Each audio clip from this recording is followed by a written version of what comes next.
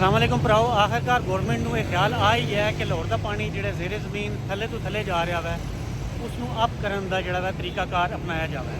ਉਸ ਦੀ ਖਾਤਰ ਤੁਸੀਂ ਦੇਖ ਸਕਦੇ ਹੋ ਪਿੱਛੇ ਮੇਰੇ ਗਵਰਨਮੈਂਟ ਦੀ ਤਰਫੋਂ ਇੱਕ ਵੈਲ ਜਿਹੜਾ ਕੀਤਾ ਜਾ ਰਿਹਾ ਹੈ ਅੱਗੇ ਪਿੱਛੇ ਉਹ ਵੈਲ ਜਿਹੜਾ ਬਣਾ ਰਹੇ ਨੇ। मैं हूँ मुलाजमीन की तस्वीर इस वास्ते नहीं लै रहा क्योंकि मुलाजमीन पाकिस्तानी बेचारे डर जाते होंगे कि पता नहीं की करना आया है। तो जितना भी कलमा चौक तो लैके लिबर्टी का चौक से जड़ा उस वक्त तक ग्रीन बेल्ट का जोड़ा पानी हो सी वो उस बोरवैल चला जाया कर सी। तो ये चीज़ जी है कि जेरे जमीन पानी या उसका लैवल अपर लिया बहुत ज़्यादा मददगार हो सी। जीवते रहो शहबाज शरीफ साहब। पाकिस्तान जिंदाबाद।